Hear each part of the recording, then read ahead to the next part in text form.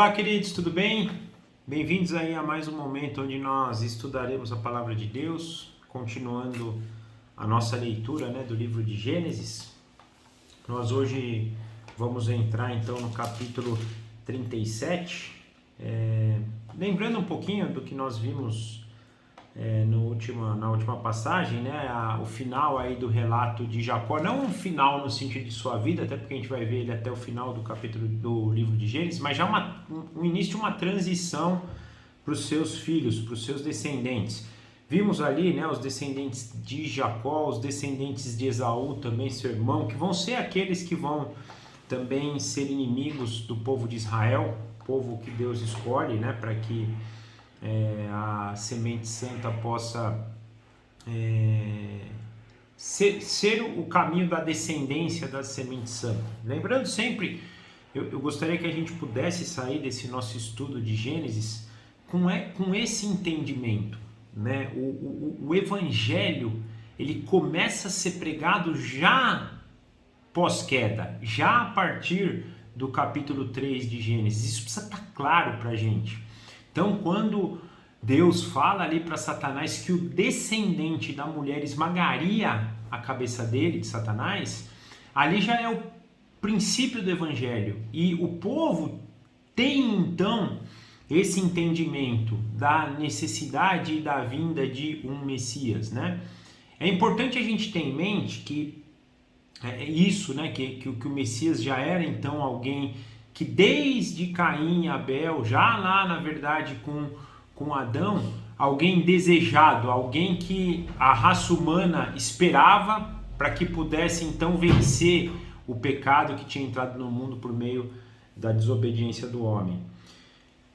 Então, quando a gente vê lá, por exemplo, Caim e Abel, e Caim matar Abel, é provavelmente porque ele tinha ele imaginava ser ele um possível descendente, ou a sua descendência, por meio da sua descendência, mas quando Deus aceita o sacrifício de Abel, provavelmente, ele então está direcionando para os descendentes de Abel. Penso que é por isso que Caim então vai assassinar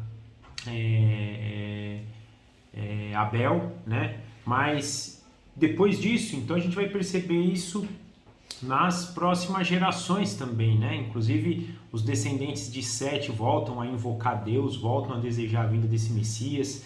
Isso vai vindo até os descendentes de Noé, chegando aos descendentes de Abraão, Isaac, onde a gente está aqui em Jacó. Vimos inclusive isso na relação entre Isaac na relação de Jacó e Esaú, no relacionamento da bênção com Isaac, E vou mais longe. Se a gente for analisar hoje o contexto atual, a gente percebe muito no islamismo hoje que eles enxergam que esse Messias é por meio do descendente de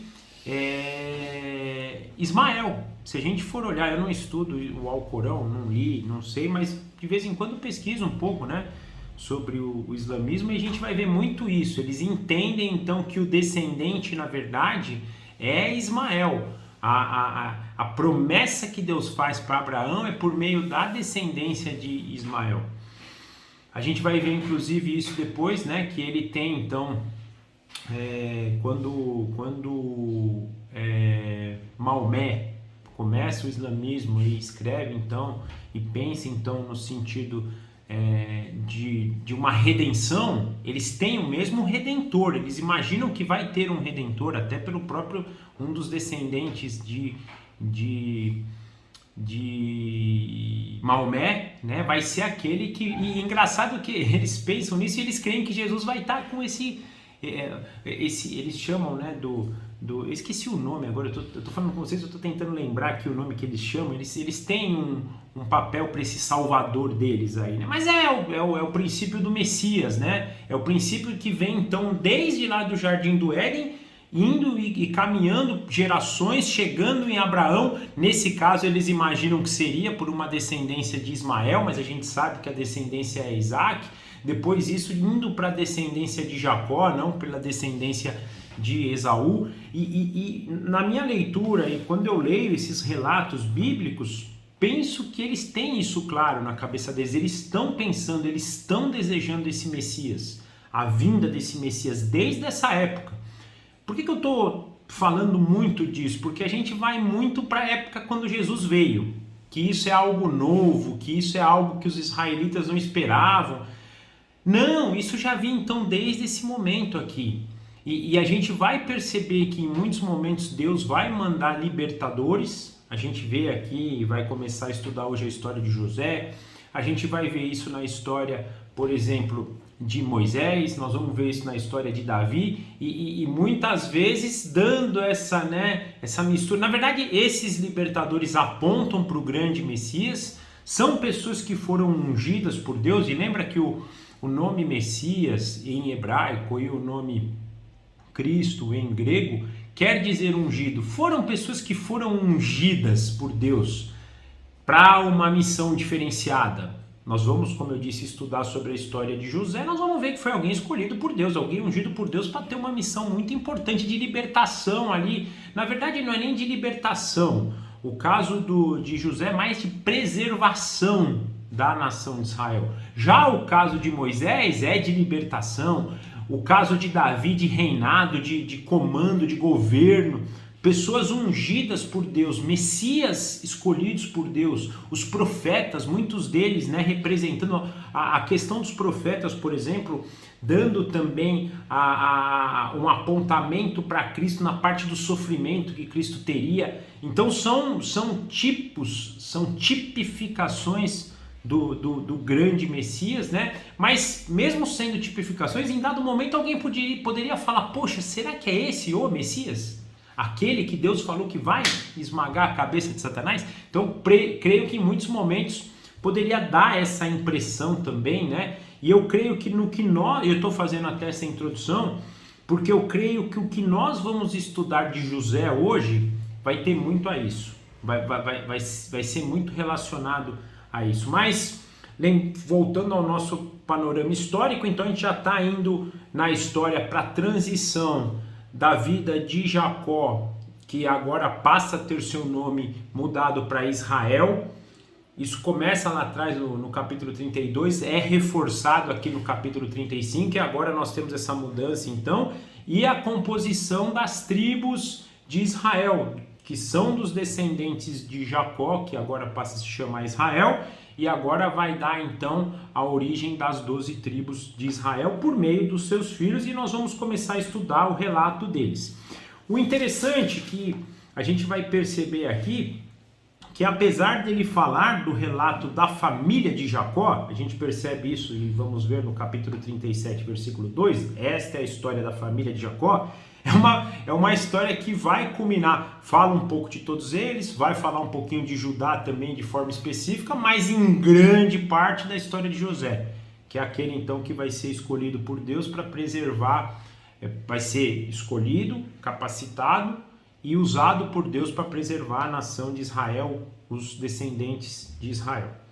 Mas vamos orar antes para a gente poder ter a orientação do Espírito Santo nesse momento, para que a gente possa entender o que Deus fala para nós aqui, lembrando que toda vez que a gente estuda um relato bíblico, a gente vai estudar o aspecto histórico e nós não podemos deixar de fazer isso, até porque isso tem a ver para aquele povo ao qual o livro foi escrito em primeira instância, tem a ver com a história daquele povo. É uma história que hoje vai impactar a gente também, mas a gente tem que fazer isso sempre olhando à luz do que nós podemos aplicar, do que nós podemos entender da história para nós, da história apontando para o Messias e o que Deus espera que nós, usando essas passagens aqui, essas histórias que a gente está aprendendo nas nossas vidas, Então vamos orar para que a gente possa então conversar com Deus e ouvir dele o que nós temos a ouvir aqui hoje no capítulo 37 e capítulo 38, que é o objetivo nosso. Papai, obrigado por mais uma vez estarmos diante do Senhor e diante da Tua Palavra. Nós gostaríamos que o Senhor colocasse isso em nossos corações, o desejo de ouvir o Senhor por meio das Sagradas Escrituras. Muitas vezes a gente ouve muita coisa, a gente lê outros livros, mas a gente não se debruça diante da Tua Palavra. O nosso desejo agora é que a gente possa se debruçar sobre a Tua Palavra, sobre o entendimento que o Senhor pode trazer para nós. Abra os nossos olhos, mostra aquilo que o Senhor deseja que nós possamos ver, mostra aquilo que traga transformação ao nosso coração, transformação para que possamos ser filhos que desejam o Pai, filhos que querem trabalhar uma habitação para o Pai aqui. O Senhor está presente em todos os momentos, o Senhor hoje habita em nós, mas nós queremos mais, queremos construir uma casa onde a sua glória seja manifesta. E para isso, a sua palavra, o entendimento daquilo que o Senhor quer para nós é fundamental. Então pedimos isso humildemente, por favor.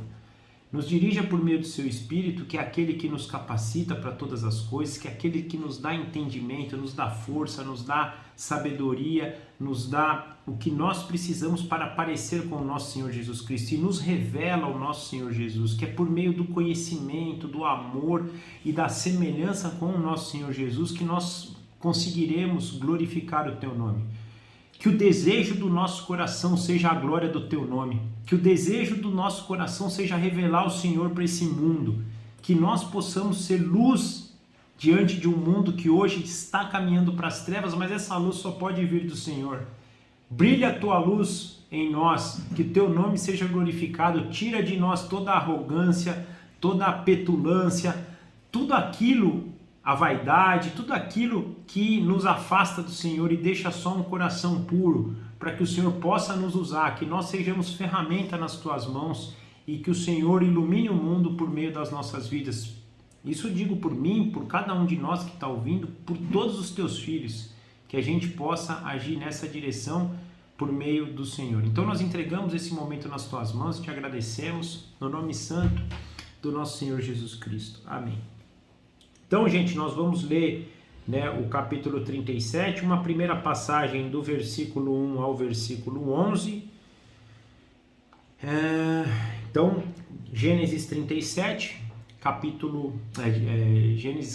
Gênesis capítulo 37, dos versículos 1 a 11. Jacó habitou na terra de Canaã, onde o seu pai tinha vivido como estrangeiro. Esta é a história da família de Jacó. Quando José tinha 17 anos, pastoreava os rebanhos com seus irmãos. Ajudava os filhos de Bila e os filhos de Zilpa, mulheres de seu pai, e contava ao pai a má fama deles. Ora, Israel gostava mais de José do que qualquer outro filho, porque ele lhe havia nascido em sua velhice. Por isso mandou fazer para ele uma túnica longa. Quando seus irmãos viram que o pai gostava mais dele do que de qualquer outro filho, odiaram-no e não conseguiram falar com ele amigavelmente. Certa vez, José teve um sonho e quando contou a seus irmãos, eles passaram a odiá-lo ainda mais. Ouçam o sonho que tive, disse-lhes. Estávamos amarrando os feixes de trigo no campo, quando o meu feixe se levantou e ficou de pé, e os seus feixes se ajuntaram ao redor do meu e se curvaram diante dele. Seus irmãos lhe disseram, então você vai reinar sobre nós?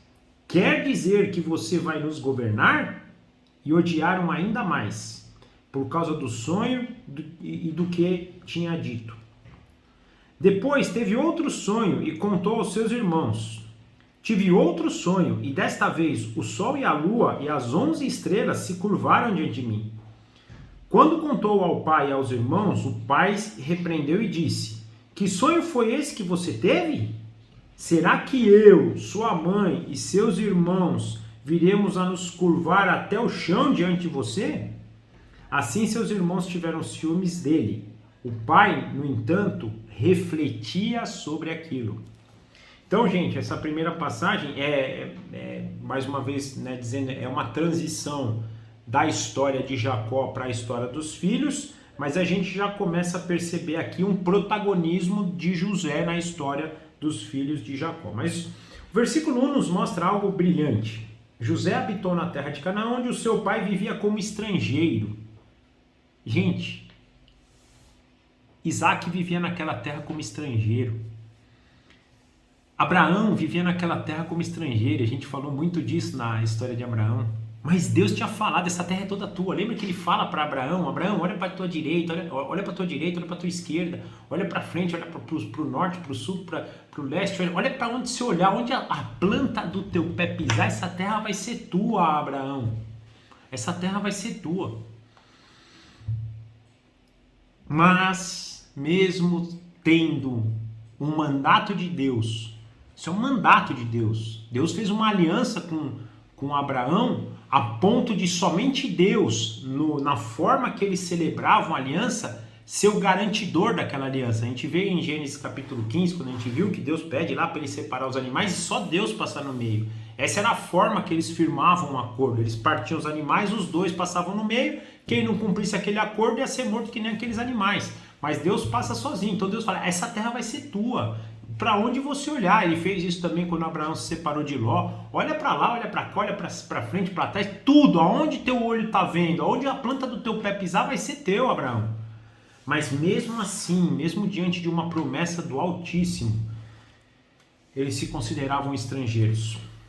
Nós hoje temos o relato, né, do livro de Hebreus que nos explica isso, que nos mostra que Abraão, na verdade o Novo Testamento nos mostra que Abraão, ele teve, Deus deu o entendimento do evangelho para Abraão, e a gente sabe, né, por meio lá do sacrifício que ele fez por Isaac, por meio de como ele viveu na terra, que ele entendeu que era algo ao futuro, algo que estava por vir, né, mas Moisés cita aqui de novo, Isaac, que também recebeu a terra como herança, porque a promessa feita a Abraão foi transmitida para Isaac e também foi transmitida para Jacó. A gente viu Deus renovar para Isaac essa promessa, a gente vê Deus renovar para Jacó essa promessa. Eles ainda viviam como estrangeiros, mesmo a terra sendo deles.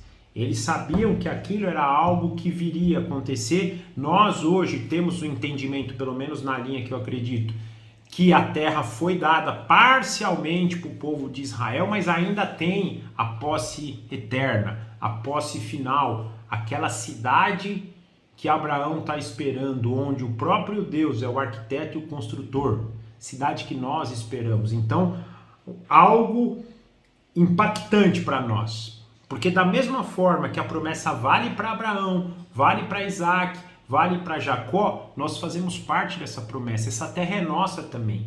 Só que não é uma terra presente, é uma terra onde Deus, que é o arquiteto e o construtor, e Jesus falou isso, que está preparando muitas moradas para nós, é aquela terra que vai descer do céu, vai unir céu e terra, vai renovar todas as coisas aqui, restaurar todas as coisas e nós viveremos. Então hoje nós já somos dono dessa terra, porém ainda vivemos nela como estrangeiros. E nós devemos viver como estrangeiros, da forma que os patriarcas que tiveram a promessa do próprio Deus viveram. Então aqui é um detalhe bacana para a gente, né, estudar. Como eu disse já anteriormente, o versículo 2 nos mostra essa história da família de Jacó, lembrando que vai ter então José como protagonista, e nós vamos começar a perceber hoje isso, mas que vai falar um pouquinho dos seus outros filhos também. Na verdade a gente já viu um pouquinho, né? Vimos lá Simeão e Levi fazendo aquele carnificina, né? Aquele homicídio coletivo lá com o povo de Siquém, Rubem desonrando o pai, né? Tendo uma relação com uma de suas esposas. Nós temos percebido na história o quanto esse povo, vamos perceber, né, aqui ainda, o quanto eles eram maus. E aí vem um dado importante para a gente, e eu fiz essa analogia e vou fazer de novo aqui, que tem muito, por exemplo, de quando Jesus escolheu os 12 apóstolos. Deus não escolhe pessoas pela bondade delas. Deus tem já um decreto que foi estabelecido lá na eternidade, onde ele tem seus escolhidos, e ele então escolhe esses, indiferente do que eles fazem. A gente está vendo que se fosse por escolha aqui, Israel estava frito, né? Os 12 filhos, pelo amor, um pior que o outro, né? José ainda salva um pouco, né? A gente não vê muito falar de Benjamim, mas o que a gente pode ter visto dos outros irmãos, e a gente leu aqui hoje mais uma vez, né? Eles iam para o campo, faziam o que era mal, porque eles tinham uma má fama, né? Versículo 2 ainda, né? O José ia com eles ajudá-los, mas ele trazia para o pai informações sobre a má fama deles, mostrando quanto o povo era mau. Mas aí então conta a história dos filhos indo direcionando para José, desculpa, dizendo, né? José tinha 17 anos e ele então ajudava os irmãos. Aqui tem um dado legal, que ele ajudava principalmente os filhos de Bila e de Zilpa, que na verdade são as duas concubinas, não eram as mulheres naturais, né? Não era Lia e não era Raquel, que foram as duas que se casaram, elas eram servas, então eram os filhos por parte das concubinas. Mas eles agiam mal e José então trazia isso para o pai. Aqui eu penso, por que eu falei isso, né? Que provavelmente, não é claro isso nas escrituras, mas provavelmente podia ter isso, né? Tinham os filhos naturais, né? Naturais não, todos foram naturais, né? Mas os filhos das esposas, digamos assim, filhos de Lia e filhos de Raquel, e os filhos das duas concubinas, né? Podia ter alguma coisa já entre eles ali, né? Não competição, talvez um menosprezo a ponto até de aumentar a raiva, a ira deles para com José, né? Mas isso não é dito aqui, mas eles aqui então eram maus e José era alguém que relatava para o pai, né? Essa maldade deles. E aí nós vemos no versículo 3 algo também um pouco crítico, porque Israel, né? Israel gostava mais de José do que dos outros, e a gente sabe que quando isso acontece, né? Quando os filhos percebem isso, isso traz divisão.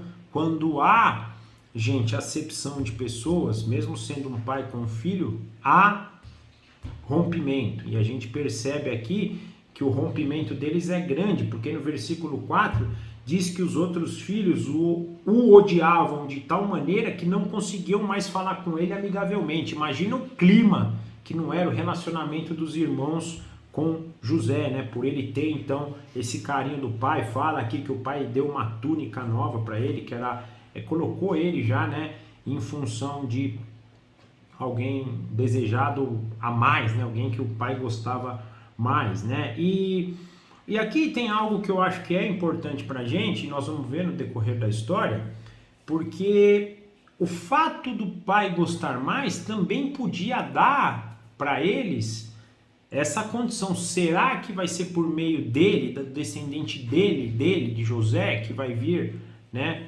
o Messias? E aqui, gente, eu acho que vai ter muito disso nesse sonho, né? E nós vamos ver aqui no decorrer da história, né? Que já poderia trazer isso, né? Pô, o pai deu uma túnica, o pai gostava mais. Será que o pai já está, né, direcionando que a descendência, as bênçãos seriam para a família de José? E aí, caminhando José, não bastasse isso, que já trazia um grande ódio dos irmãos, José ainda tem um sonho direcionando para isso. Falou, ó, eu sonhei lá que tinha lá um feixe de trigos, o meu feixe de trigo ficava de pé, o de vocês caiu e se dobravam diante do meu.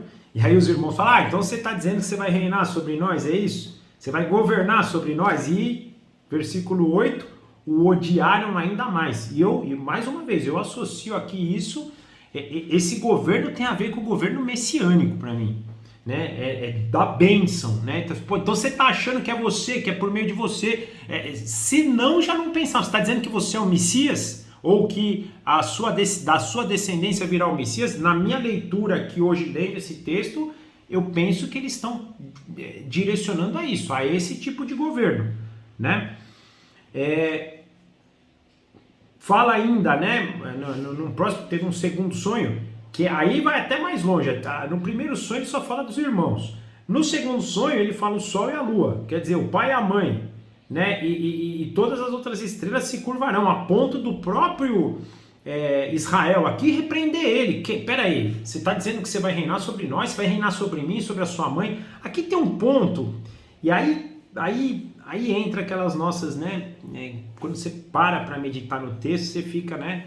Às vezes até estupefado, né? Porque lembra, gente, a mãe dele tinha morrido aqui, né? Naturalmente, pode ser que tinha a serva dela, a concubina dela, que às vezes a concubina era tida como mãe. A gente até viu lá que como aquela a ama, né, era tida como mãe. A gente viu até que quando morreu a ama de Rebeca lá, Jacó ficou bem triste, dando essa condição, né? Pode ser que ele estava se citando aqui, ou mesmo de Lia, que pode ter assumido esse papel, mas eu ainda fico com uma pulga atrás da orelha de pensar que ele está falando, cara, você está falando que você vai reinar na gente eternamente? Porque você está falando que vai reinar sobre mim, sobre a tua mãe? A mãe já tinha morrido, então, e na minha leitura também, Jacó tem muito clara a questão da ressurreição. Isso para mim, assim, estou falando para mim porque não está escrito, mas lembra, Abraão ia sacrificar Isaac porque ele tinha certeza que Deus ia agir. Então, provavelmente, e a gente percebe muito desse enraizamento, né, dessa bênção de Abraão falar isso para Isaac, Isaac para Jacó, então tinha claro a ressurreição. Então eu acho, na minha opinião aqui, que é sobre algo, é um reinado aqui, na verdade, Israel tá falando para ele, você tá achando que você vai reinar pra gente, né? É o Messias, é o indicado.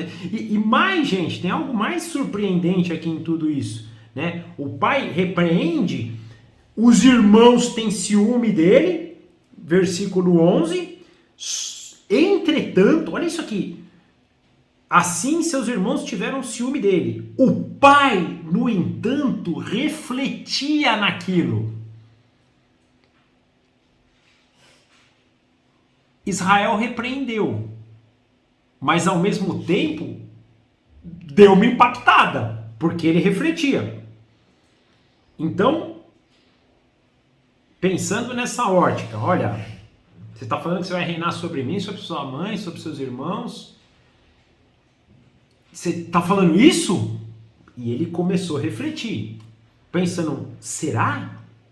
Será que José é o Messias? Será que é da descendência de José que vai vir o Messias? Então, e os irmãos pensando nisso, e se o pai refletindo sobre isso falasse para os irmãos, gente, o ódio deles ia crescer cada vez mais. É um ódio de Caim com Abel, né? Então é bem parecido. É um ódio de Esaú com Israel, com Jacó, na hora que perde a bênção. Um ódio de querer a morte. Lembra que Esaú falou que ia matar Jacó. Então aqui, assim, nessa leitura é trazendo um ódio sobre si muito, muito grande. E aí a gente entra então no versículo 12 agora e vamos até o 36. Os irmãos de José tinham ido cuidar dos rebanhos do pai, perto de Siquém. Israel disse a José, como você sabe, seus irmãos estão apacentando os rebanhos perto de Siquém. Quero que você vá até lá. Sim, senhor, respondeu ele. Disse-lhe o pai, vá ver se está tudo bem com os seus irmãos e com os rebanhos. Traga-me notícias. Jacó o enviou quando estava no vale de Hebrom. Mas José se perdeu quando se aproximava de Siquém. Um homem o encontrou vagueando pelos campos e lhe perguntou, o que é que você está procurando? Ele respondeu, procuro meus irmãos. Pode me dizer aonde eles estão apacentando os rebanhos? Respondeu o homem, eles já partiram daqui. Eu os ouvi dizer, vamos para Dotã. Assim José foi em busca dos seus irmãos e os encontrou perto de Dotã. Mas eles os viram de longe e antes que chegasse, planejaram matá-lo. Lá vem aquele sonhador, diziam uns aos outros. É agora, vamos matá-lo e jogá-lo num destes poços e diremos que um animal selvagem o devorou. Veremos então o que será dos seus sonhos. Quando Rubem ouviu isso, tentou livrá-lo das mãos deles, dizendo, não lhe tiremos a vida. E acrescentou, não derramem sangue, joguem-no naquele poço no deserto, mas não toquem nele. Rubem propôs isso com a intenção de livrá-lo e levá-lo de volta ao pai. Chegando José, seus irmãos lhe arrancaram a túnica longa, amarraram-no e jogaram no poço, que estava vazio e sem água. Ao se assentarem para comer, viram ao longe uma caravana de ismaelitas que vinha de Gileade. Seus camelos estavam carregados de especiarias, bálsamo e mirra, que eles levavam para o Egito. Judá disse então a seus irmãos: que ganharemos se matarmos o nosso irmão e escondermos o seu sangue? Vamos vendê-lo aos israelitas. Não tocaremos nele, afinal é nosso irmão, é o nosso próprio sangue. E os seus irmãos concordaram. Quando os mercadores ismaelitas de Midian se aproximaram, seus irmãos tiraram José do poço e o venderam por 20 peças de prata aos ismaelitas, que o levaram para o Egito. Quando Rubem voltou ao poço, viu que José não estava lá, rasgou suas vestes e, voltando a seus irmãos, disse: o jovem não está lá, para onde irei agora? Então eles mataram o bode, mergulharam no sangue a túnica de José e a mandaram ao pai com este recado: achamos isso, veja se é a túnica do teu filho. E ele reconheceu e disse: é a túnica do meu filho. Um animal selvagem o devorou. José foi despedaçado. Então Jacó rasgou suas vestes, vestiu-se de pano de saco e chorou muitos dias por seu filho. Todos os seus filhos e filhas vieram consolá-lo, mas se recusou a ser consolado, dizendo: não, chorando descerei à sepultura, para junto de meu filho. E continuou a chorar por ele. Nesse meio tempo, no Egito, os midianitas venderam José a Potifar, oficial do faraó e capitão da guarda. Então, diante de todo esse ódio, diante de toda essa condição que José se expôs, um detalhe importante, gente, José já tinha todo esse relacionamento com o pai e teve esses sonhos. Esses sonhos a gente consegue hoje comprovar que são profecias que Deus deu para ele, né? Porque nós vamos perceber na história que realmente ele governa os seus irmãos, eles vão se curvar diante deles lá. Então, na verdade, são sonhos verdadeiros, são sonhos proféticos que ele teve. Mas eu também acredito que José se perdeu aqui nessa situação. Até porque, eu digo isso, né? Porque a gente vai perceber Deus trabalhar o coração de José no Egito antes que ele pudesse ser um grande governante, um grande salvador ali para os seus irmãos, né? Por exemplo, se a gente for olhar na história de Daniel, que não é tão análogo, mas assim, só para a gente ter um entendimento, ele também é alguém que é tirado lá da sua cidade, do seu povo, é levado como cativo, mas ele já chega na Babilônia com uma posição totalmente diferente, ele não passa por tratamentos, já é alguém fiel a Deus, né? Já é alguém que inclusive já dá testemunho desde quando chega, na alimentação, na forma de condição de vida, e Deus ali já vai abençoando ele, já vai permitindo que ele se revele como que ele revele sonhos lá, né, de Nabucodonosor. Então ele já vai ser colocado numa posição de liderança lá, então ele tem uma ascensão muito rápida. José não, nós vamos ver na história que ele vai ainda passar por algumas provações aqui, Deus vai trabalhar ele para que ele possa se tornar um grande líder. Penso que por causa disso, para ele ter esse entendimento também, né, de que a forma tem que tomar cuidado, né? Tem que saber falar da melhor maneira possível. Por quê? Porque por mais que seja uma profecia, um sonho verdadeiro é algo que trazia, da forma talvez que fosse contada, trazia ali para o povo israelita para os 12 irmãos, os patriarcas, né? Trazia para eles ali uma arrogância, né? Uma forma um pouco... esse cara tá se achando, né? E aí, isso tudo também nós vamos perceber que vai, então, ditar a atitude dos irmãos dele. Durante a passagem, a gente percebe que os irmãos, então, vão lá cuidar dos gados, né? Perto de Siquém. Aí, Israel fala para eles, né? Tragam-me notícias. Traga-me notícias dele.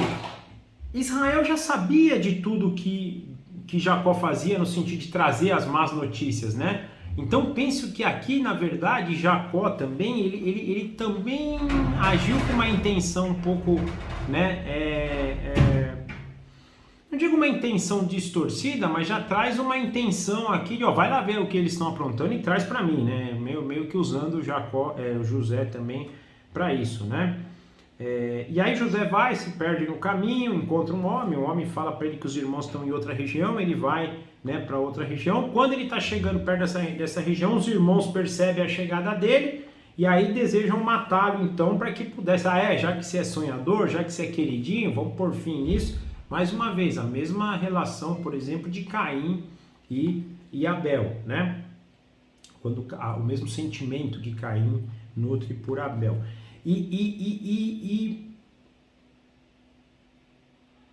É engraçado isso, né? Porque é uma coisa que é uma mistura de inveja, de ciúme, né? E é algo que às vezes a gente carrega muito com a gente, né? Quando a gente vê uma pessoa escolhida por Deus fazer algo muito grande, né? A gente fica... Primeiro que a gente duvida às vezes, né? Mas tem ciúme também, né? Não podemos até não chegar no ponto de querer matar a pessoa, mas a gente também acaba tendo uma postura ruim. Mas eles então planejam matá-lo e eles indicam lá, vem aquele sonhador, né?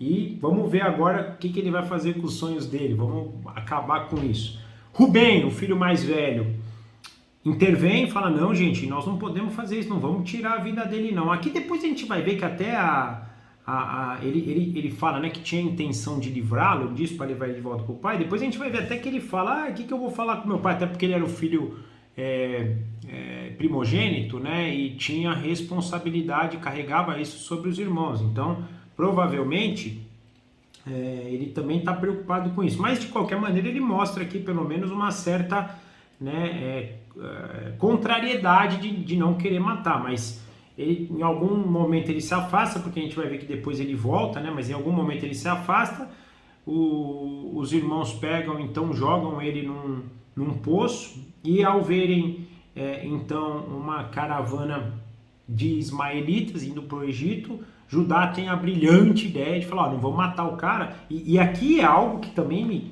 causa assim, né, pra gente, se a gente medita, ele fala, cara, vamos vender ele, porque o que nós vamos ganhar se a gente matar ele? É nosso irmão, é sangue do nosso... Ele ainda faz uma meia-culpa. Isso que lendo assim, você fala, pô, não é possível, o cara, né,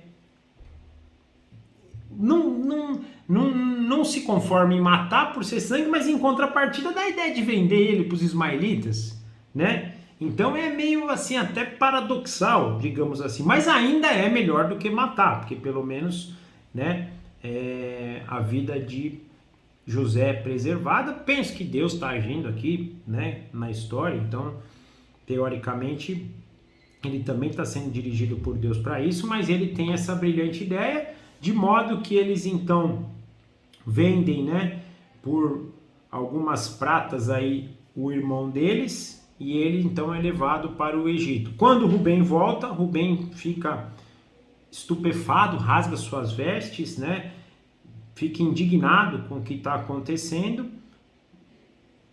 pensa naquilo, o que eu vou falar para o pai. Os irmãos falam, inventam aqui, na verdade, pega um bode, mata, manda a roupa para o pai cheia de sangue, o pai acredita, acha que foi morto realmente, não culpa os filhos, mas a gente vê a desolação de Jacó, que provavelmente ele sai de um estágio de meditação, de achar, pô, aquele que vai reinar, que vai fazer, né, para esse que está morto agora, e era o filho que ele mais gostava, filho que era da mulher que ele amava, filho que ele teve já em idade avançada. Eu penso que ele chora aqui também, por ele achar que poderia ser aquele que carregaria a bênção, né?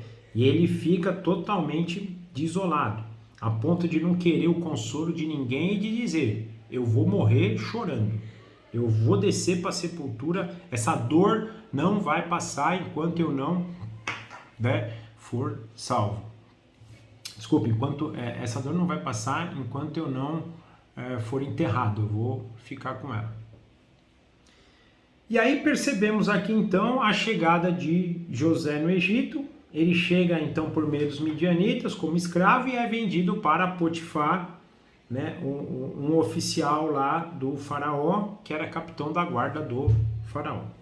Então até aqui o princípio da história de José, José chegando no Egito, né, por meio dessa tragédia que os irmãos dele, desse ato, né, insano que os irmãos fazem com ele. E aí nós vamos então, a partir de agora, enxergar a história de José. Porém, existe uma vírgula aqui, um parênteses, que é o capítulo 38, que nós vamos ver o relato de Judá com Tamar. Então, ele vai contar, então começa lá da venda dele para os ismaelitas, chegando até o Egito, e a partir de agora nós vamos se debruçar para o Egito. O foco vai sair da família de Jacó, dos outros irmãos, vai se direcionar só para José no Egito, exceto por esse capítulo 38 que faz esse parênteses, e essa passagem vai nos dizer algo muito importante, inclusive relacionado ao próprio Messias. Então nós vamos ler a passagem do capítulo 38, nós vamos ler uma primeira passagem do versículo 1 até o versículo 10, então 38 do versículo 1 ao versículo 10. Por essa época, Judá deixou seus irmãos e passou a viver na casa de um homem chamado Ira, um homem de Adulão chamado Ira. E ali Judá encontrou a filha de um cananeu chamado Suá e casou-se com ela. Ele a possuiu e ela engravidou e deu à luz a um filho, a que deu o nome de Er. Tornou a engravidar e teve um filho que deu o nome de Onã.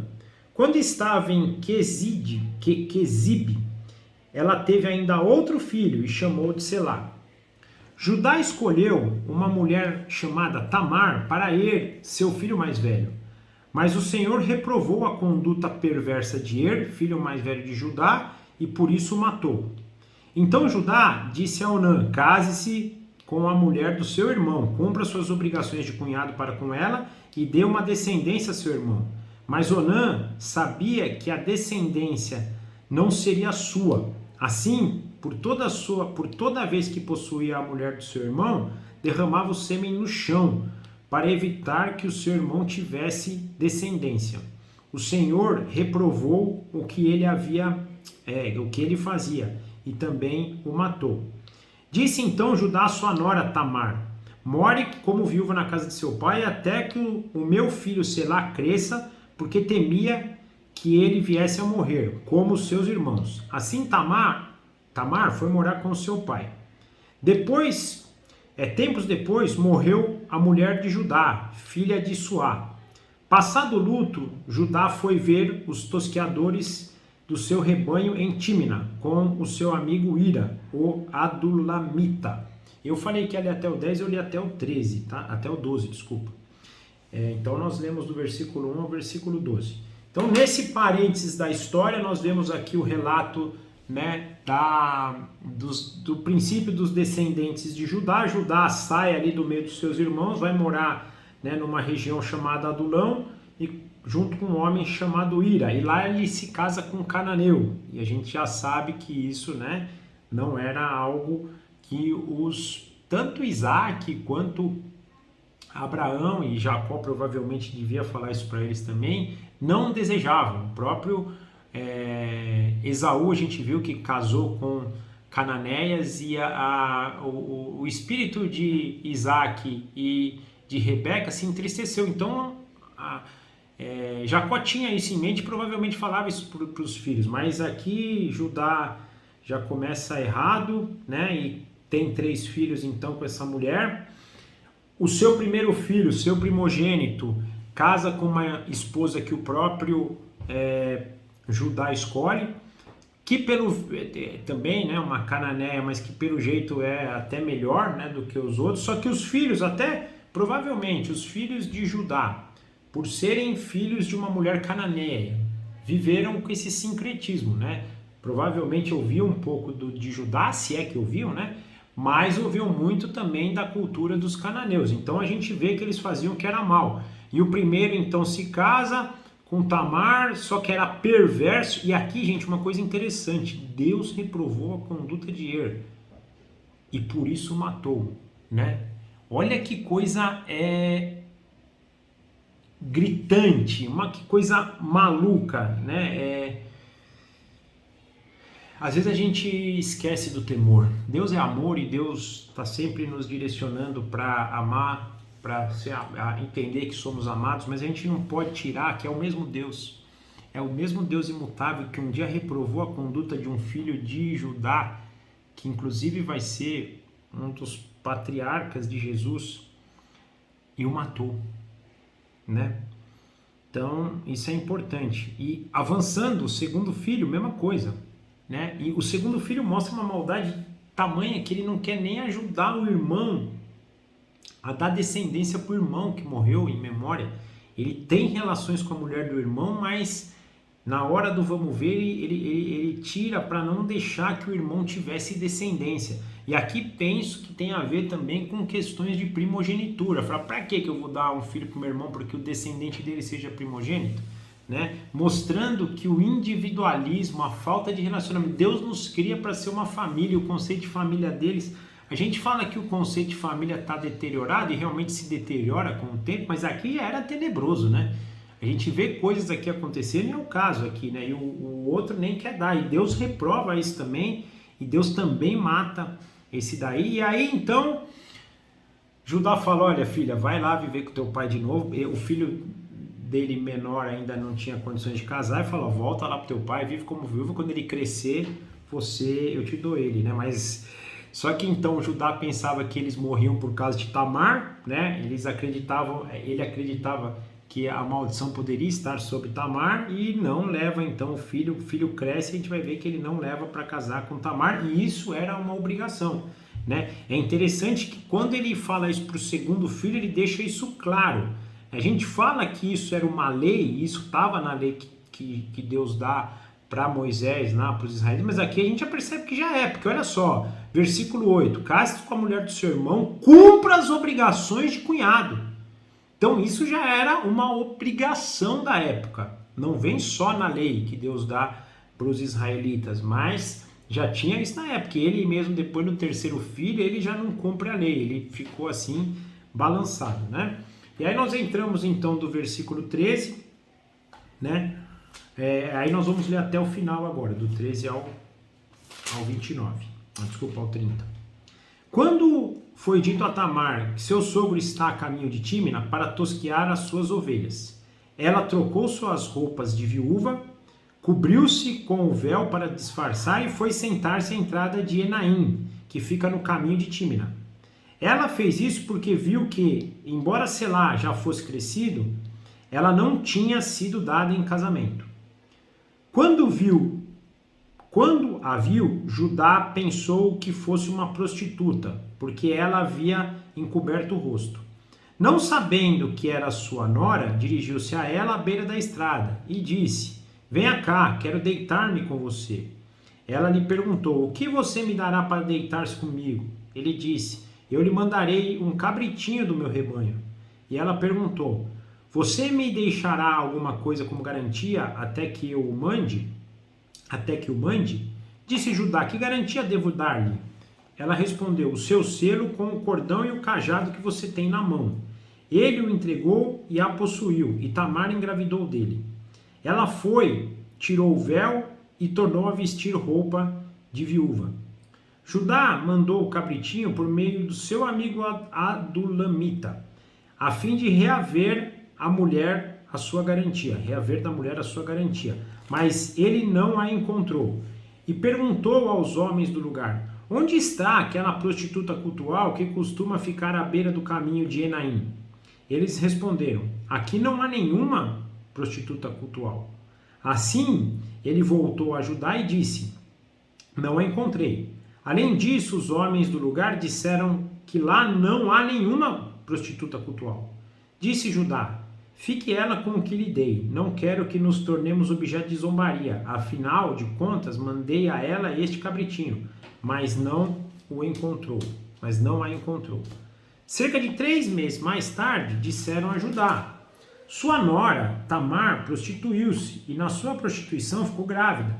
Disse Judá, tragam-na para fora e queimem-na viva. Quando ela estava sendo levada para fora, mandou o seguinte recado ao sogro, estou grávida do homem que é dono dessas coisas, e acrescentou, Veja se o Senhor reconhece a quem pertence este selo, este cordão e este cajado.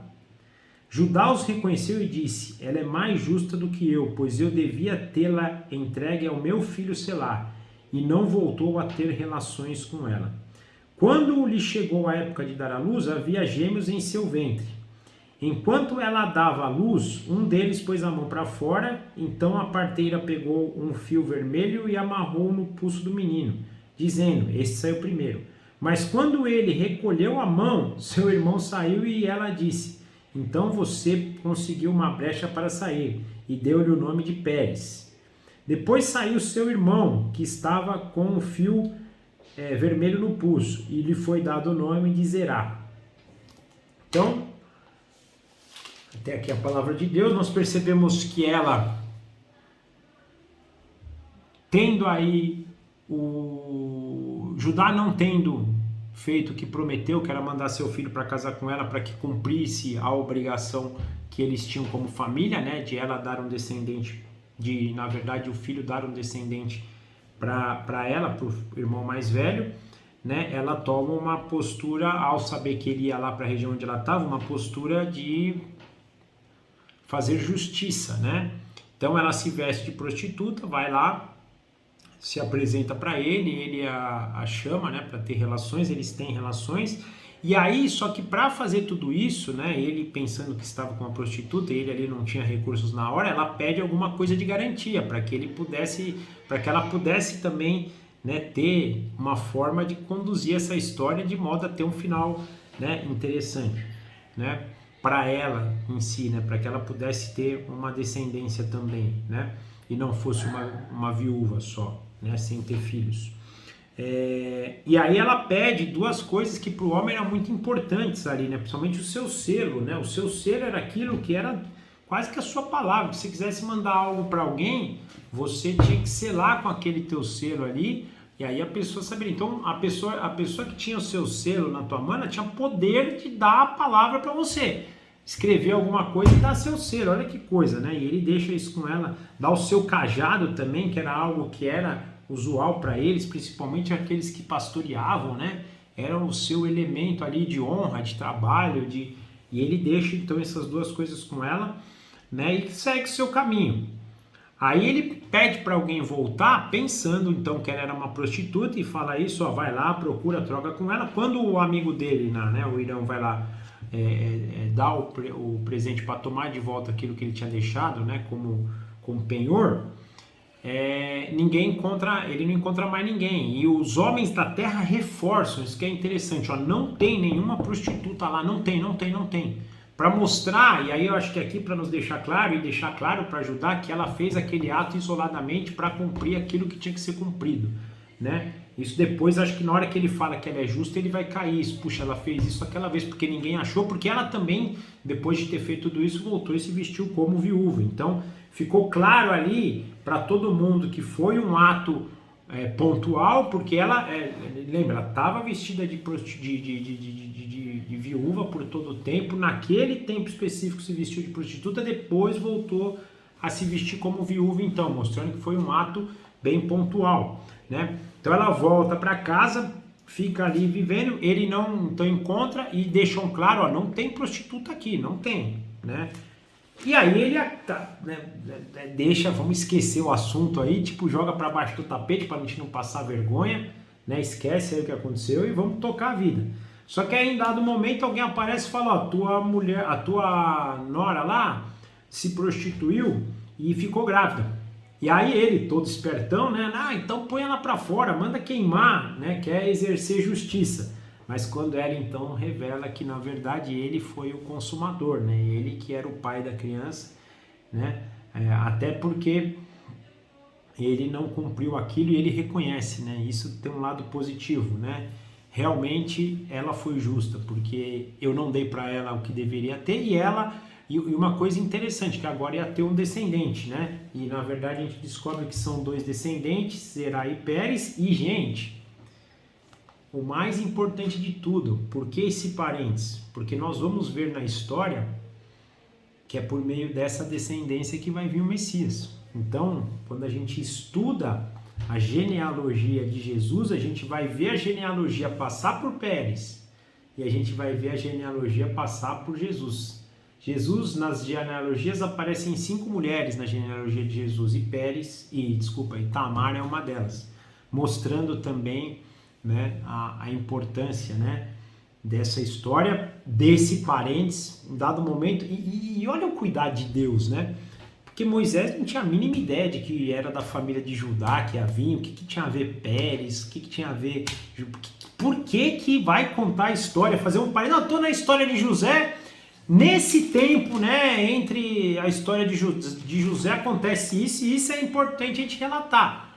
Moisés não tinha isso em mente, Moisés não sabia que ia acontecer a vinda do Messias por meio da família de Davi, por meio da... só um detalhe, né? A gente fala de Jesus e tem que falar porque é o principal, mas ela foi por meio... Davi é descendente de Tamar, Salomão é descendente... Então, os reis de Israel, de Judá, eram da família de Tamar. Então, é um parênteses na história importantíssimo, já indicando isso. Depois nós vamos ver até um contraste, né? Da forma com que Judá conduz, já como José conduz o relacionamento dele aqui com a mulher de Potifar, diferente, né? Contrastando, né? Mas eu acho que o mais importante é isso, é um parênteses na história para indicar um pouquinho da genealogia do Messias e mostrando como Deus é brilhante, que é esses brilhantismos que não dá pra gente não acreditar na Bíblia, gente.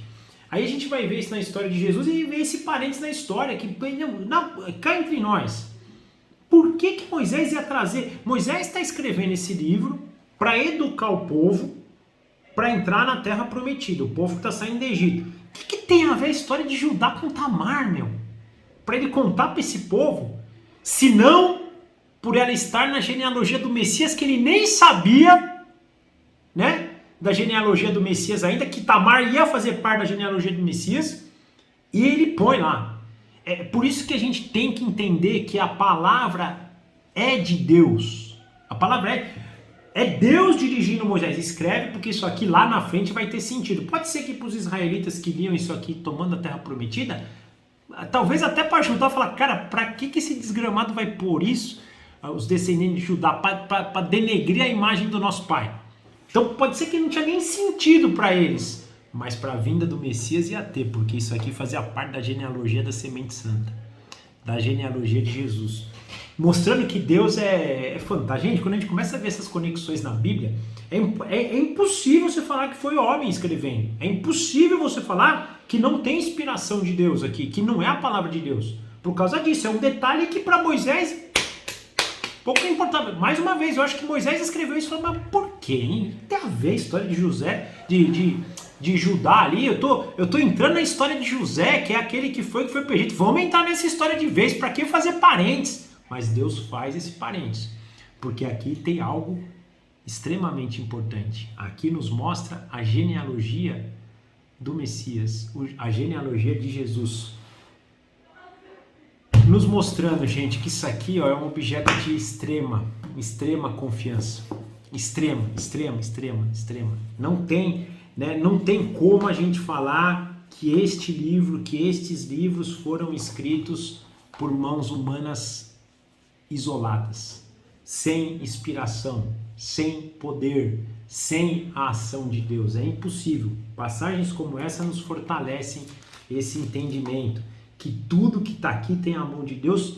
Portanto, se tem a mão de Deus, nós temos que crer, nós temos que nos entregar, nós temos que nos mergulhar, usufruir do que está aqui, porque é o próprio Deus falando com a gente. Então hoje nós vimos esse início da passagem do José, vimos esse parênteses mostrando a história de Judá e Tamar, e aí nos próximos capítulos aí nós vamos entrar de cabeça na história de José, já caminhando para o final do livro, né? Nós temos aqui 50 capítulos no livro de Gênesis, né? Já estamos entrando aí por a semana que vem aí no 38, no 39, então faltam aí mais 11 capítulos, né? Você vê como avança rápido? E a gente já vai terminar mais um livro aqui, e esse livro tem sido maravilhoso para a gente, né?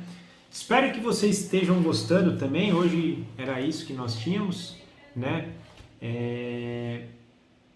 E que semana que vem nós possamos estar unidos de novo aí para estudarmos um pouco mais a palavra de Deus. Amém?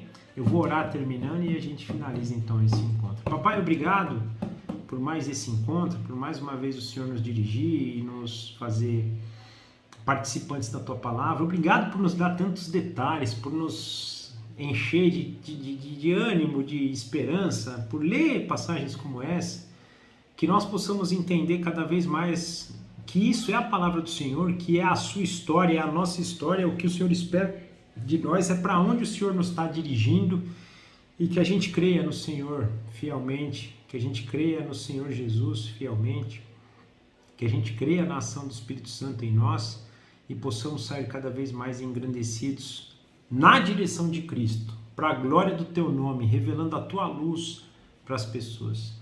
Consagramos essa semana ao Senhor, pedimos que o Senhor nos dirija em todas as coisas e que a gente possa cada vez mais Te seguir e Te servir. É o que nós Te pedimos e agradecemos, em nome de Jesus. Amém. Tchau, gente. Obrigado. Até a semana que vem.